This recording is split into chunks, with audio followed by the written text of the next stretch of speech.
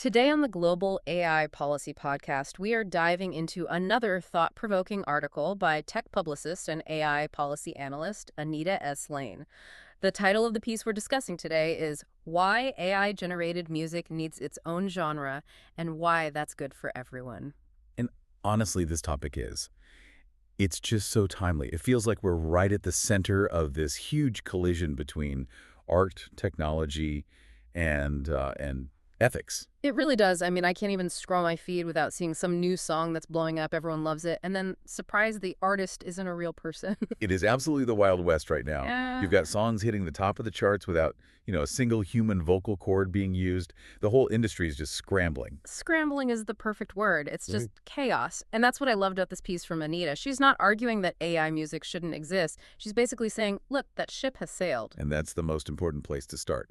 If we just debate whether it should exist, we're missing the point. The tech is already here. Yeah, right. So the mission for this deep dive isn't to relitigate that. It's to look at the framework she's proposing. Exactly. How do we categorize it? How do we label it? And this is the part that I found really fascinating. Why does she think a new label is actually a win-win for everyone? A win-win. Yeah, let's put a pin in that, because my first instinct is that, labeling something is like putting it in a box. It feels like gatekeeping. For sure. But she completely flips that idea on its head. So before we get to her solution, let's just talk about the mess we're in now. What is the status quo? The status quo is just ambiguity, total confusion. You've got these AI songs being released at scale. They're promoted just like regular records. And they're sitting right next to human artists on playlists. And the reaction, as Anita describes it, is this mix of, excitement, anxiety, and just confusion. I can imagine. But there's a really critical distinction she makes right at the beginning of the article, and I think a lot of people miss this. Yeah. We have to separate the idea of human creators using AI as a tool from these entirely synthetic AI-generated artists. Okay, let's break that down, because I feel like that line gets blurred all the time. A tool's like, what, a producer using software to clean up a vocal track? Exactly. Or like a songwriter using an AI to brainstorm a couple of rhymes. The human is still in the driver's seat. The AI is just a co-pilot. That's just the natural evolution of music production. It's like synthesizers or auto-tune. It's just another piece of kit. Right. But that's not what's causing all the anxiety. We're talking about the fully synthetic stuff. Ghost in the machine. Yes. We're not just talking about a song made by a computer. We're talking about so-called artists with names, with backstories, with entire personas. But there's no actual person there. This is the catfish part of it. And okay, let me play devil's advocate for a second. If the song is good, do I really care if the artist is real? I mean, Daft Punk wore robot helmets for years. Why does it matter? That is the big question. And Anita argues that you do care, even if you don't think you do. Because under those helmets, Daft Punk were still, two human guys with real emotions and experiences. Right. When you connect with a sad song, you're assuming the person singing it has felt sadness. There's a shared reality there. So I'm kind of consenting to an emotional contract. Exactly. And if you find out later that the heartbreak you were feeling was just an algorithm that scraped the internet for sad words, you feel cheated. It's deceptive. It's like buying a fake designer bag. I mean, it still holds my stuff, but the story behind it, the value, is gone. That's it. That's the perfect analogy. It's not about the function of the music. It's about the origin of the emotion. The problem isn't that the music is artificial.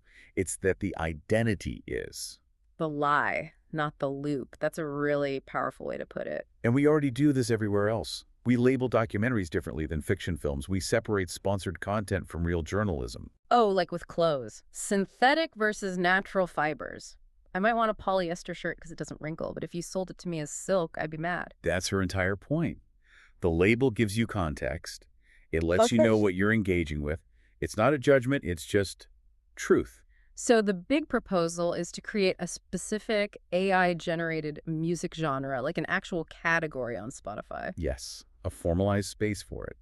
Instead of trying to hide it, she says, we should lean into it. But doesn't that just ghettoize it? I feel like the tech companies would say, you're just trying to slap a warning label on our stuff. That's the fear, right? That people will just skip over any track that has an AI label on it. It's like the GMO sticker for your ears. Contains artificial feelings. Exactly. Yeah. But Anita has this beautiful line in the article. She says, transparency is not a judgment. Truthfully, it's a signal of respect.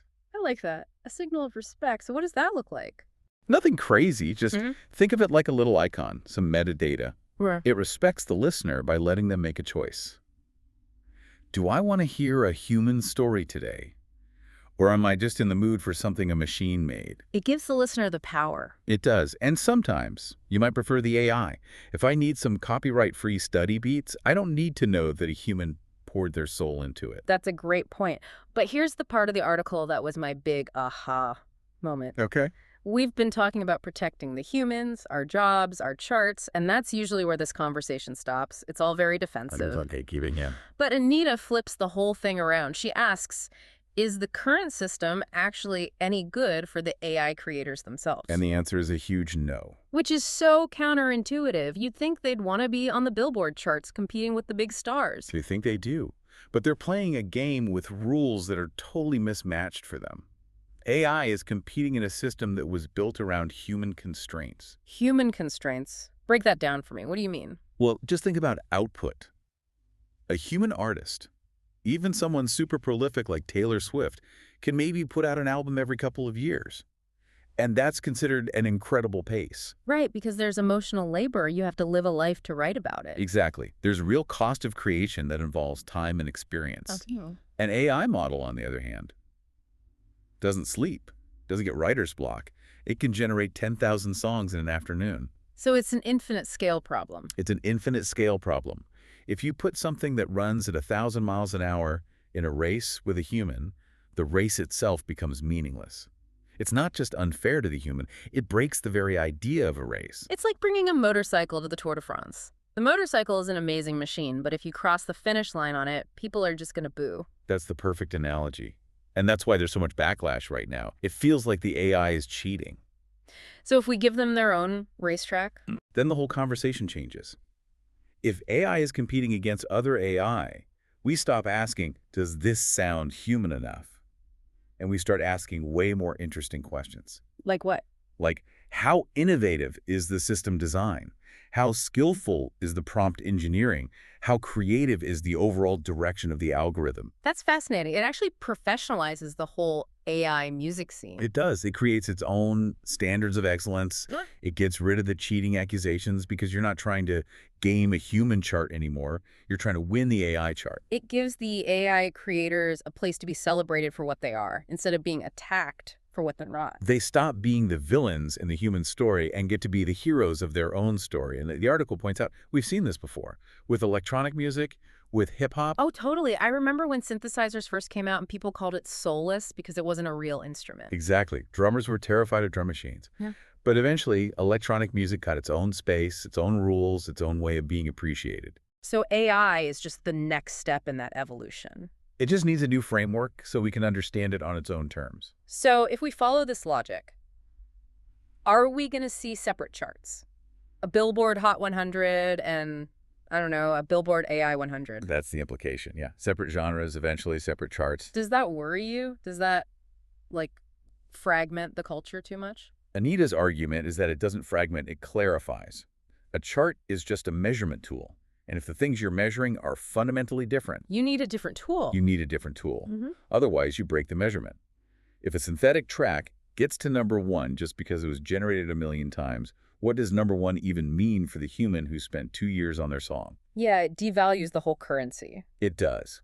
And I think the big takeaway here is that this isn't about picking sides. It's not human versus machine. It's about building systems that reflect reality. Exactly. The AI is here. That's the reality. So the choice is, do we acknowledge it with transparency, or do we blur all the lines and destroy trust? And trust is everything in art. It really is. When you think about it that way, it just seems so obvious. Clarity helps everyone. The human artists, the AI innovators, and us, the listeners. It's a commitment to integrity. So let's look down the road.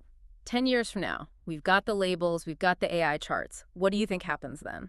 I think you have two thriving ecosystems. But I want to leave you with a question that the article sort of hints at. If we accept AI music as its own genre with its own charts, do we eventually see an AI Grammys? Whoa, an awards show for algorithms. And if we do, are we as a culture ready to celebrate a machine's creativity as something distinct from but equal to our own? That is a wild thought. What would the acceptance speech even be? Chuckles. Maybe the prompt engineer goes up on stage, Mm-hmm. but it really gets to the core of what we value in art. Is it the struggle behind it, or is it just the feeling the final product gives And if us? a robot writes a song that makes me cry, am I crying for the robot or am I crying for me? That's the question, isn't it? Anita seems to believe the origin matters, which is why the label is so important. But once it's labeled, who knows how far that genre could go? It's definitely something I'll be thinking about. It's a brave new world out there. A harmonious one, hopefully. Well, we could probably talk about this for another hour, but we'll leave it there for today. Thanks for sharing this piece with us, Anita. And to our listening audience, thank you for joining us today, and let us know what you think in the comments below. Until next time on